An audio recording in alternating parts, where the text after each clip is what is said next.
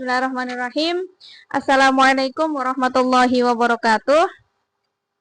Teman-teman, bertemu lagi di video saya, di channel saya Nafisa Harun.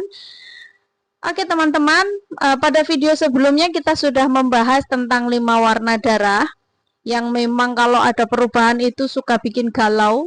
Dan dalam video kali ini kami akan menyampaikan penjelasan tentang 2 darah yang paling banyak bikin galau perempuan-perempuan balik di luar sana, nggih.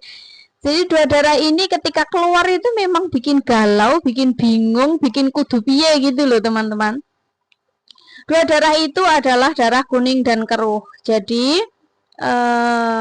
dalam penjelasan video ini kami akan menyampaikan tentang bagaimana sih cara kita menghukumi darah kuning dan keruh menurut para ulama mazhab Syafi'i, gitu nggih. Teman-teman, sebelumnya kita sudah mengetahui bahwasannya kuning dan keruh itu masuk ke dalam macam-macam warna darah. Darah yang terlemah dan terlemah nomor 2, gitu nggih. Jadi sebenarnya memang kalau 3 warna darah sebelum di atasnya, yaitu hitam, merah, dan juga coklat atau merah kekuning-kuningan, 2 warna darah ini itu semuanya sepakat bahwasannya itu haid, gitu ya. Itu adalah warna darah haid. Jadi nggak ada perbedaan pendapat. Tapi untuk 2 warna darah setelahnya, yaitu warna kuning dan keruh, itu memang para ulama berbeda pendapat ya, karena memang adanya 2 hadis yang sampai gitu ya, yang berbeda. Jadi sudah mendengarkan video ini, kami harap sudah tidak ada galau lagi. Kalaupun mungkin masih aduh gimana ya gitu, setidaknya kita sudah mengikuti para ulama bagaimana harusnya kita menghukumi darah ini, gitu nggih. Sebelum saya menyampaikan tentang 3 kesimpulan hukum atau 3 cara menghukumi darah kuning dan keruh, saya akan menyampaikan 2 hadis yang menjadi landasan hukum dari kesimpulan hukum yang disampaikan oleh ulama mazhab Syafi'i. Baik teman-teman, yang pertama adalah hadis yang disampaikan oleh Sayyidah Aisyah radhiyallahu anha.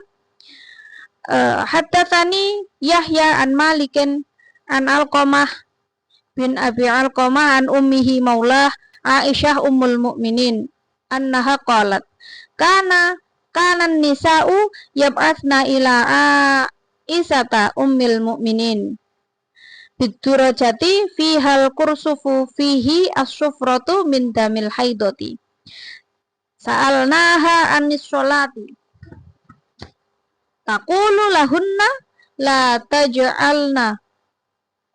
Mohon maaf. La ta'jalna hatta tarainal qasyatu al-baydoa. Turidu bidzalika at-tuhru minal haidati. Jadi ini hadis ini diriwayatkan dari Sayyidah Aisyah ummul mukminin. Artinya gini. Jadi dulu itu pernah ada para wanita di zaman itu mengirimkan kotak kepada Sayyidah Aisyah yang di dalamnya itu terdapat kapas yang sudah bercampur dengan cairan berwarna kuning. Jadi dulu itu saking bingungnya mungkin ya para perempuan-perempuan era itu bagaimana nih menghukumi darah berwarna kuning. Akhirnya beliau memberikan kapas yang bercampur darah berwarna kuning tersebut kepada Sayyidah Aisyah radhiyallahu anha, dan mereka bertanya. Jadi dalam utusan itu ada pertanyaannya adalah bagaimana kita harus sholat gitu loh. Kalau seperti ini gimana nih sholat kita gitu. Kemudian kemudian Sayyidah Aisyah menjawab la ta'jalna, jangan buru-buru untuk sholat hatta tarainal qasyatu al-baydoa, sampai tarainal qasyata al-baydoa gitu ya. Sampai kamu melihat, kalian semua ini melihat kapas itu berwarna putih. Jadi Jangan buru-buru suci, intinya gitu. Kalau masih ada warna kuning, masih ada warna keruh, jangan buru-buru suci kemudian sholat. Tapi tunggu sampai kapas yang kita gunakan untuk ngecek itu tadi menjadi benar-benar putih. Jadi cairannya berubah benar-benar sudah menjadi putih gitu nggih. Ini menurut hadis yang pertama. Kemudian hadis yang kedua adalah hadis yang diriwayatkan dari Ummu Atiyah. Hadisnya begini, haddatsana Qutaibatu bin Sa'idin qala haddatsana Ismail an Ayyub an Muhammad an Ummi Atiyah qalat. Gini dawuh beliau. Kunna la na'uddul kudrata wal sufrata syai'an. Kami tidak menganggap keruh dan kuning itu sebagai bagian dari haid. Ini adalah hadis yang disampaikan oleh Ummu Atiyah.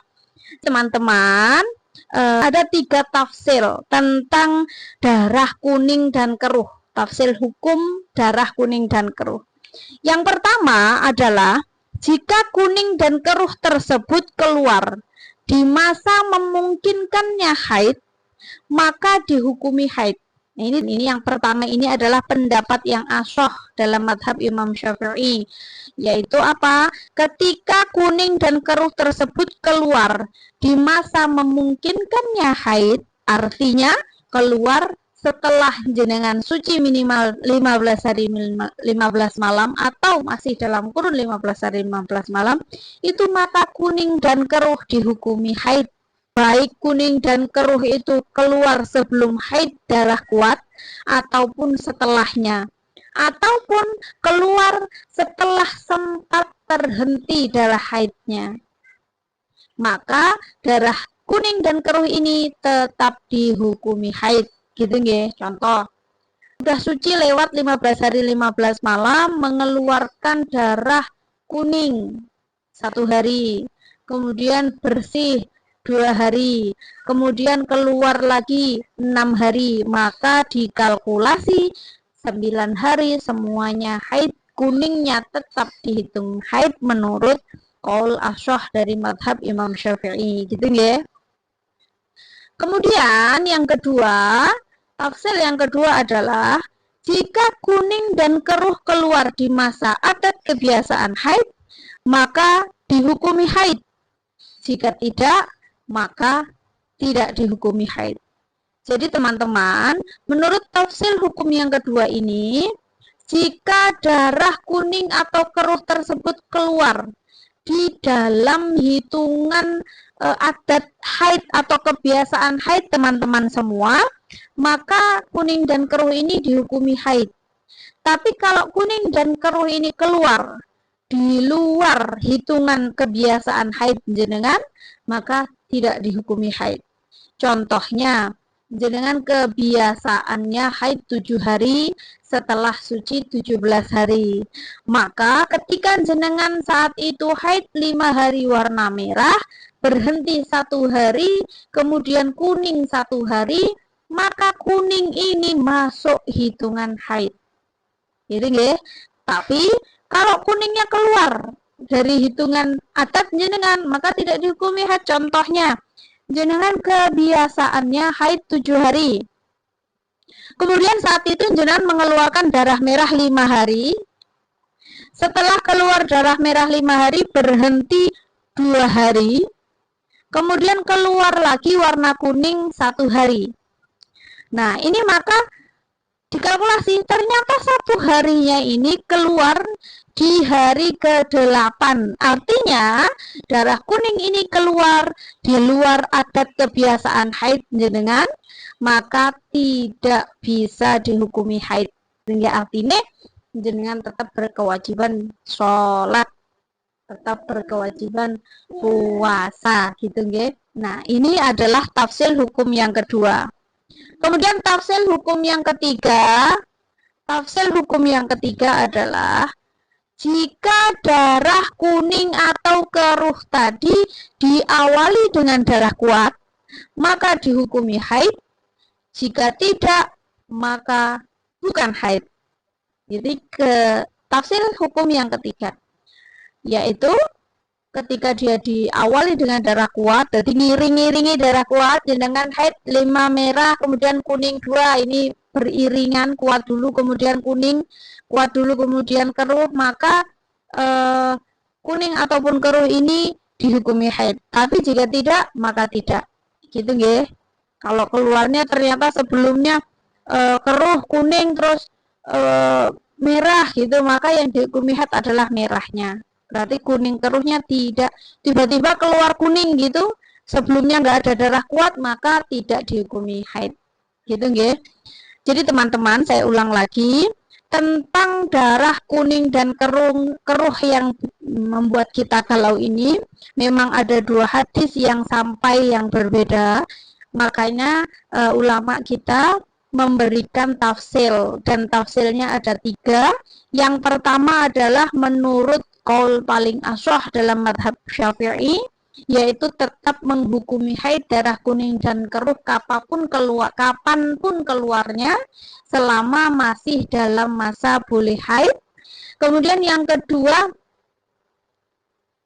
dihukumi haid ketika masih keluar dalam masa adat atau kebiasaan haid jenengan.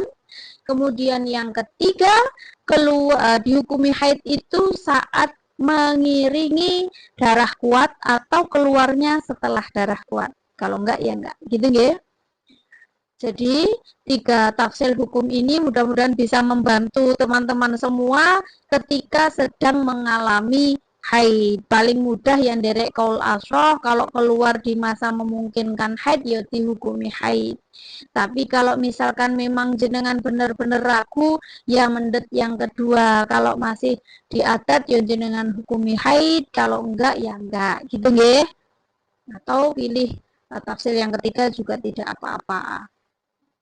Mudah-mudahan bisa dipahami ya teman-teman, dan mudah-mudahan bisa mengurangi kegalauan teman-teman semua saat mengalami darah kuning ataupun keruh.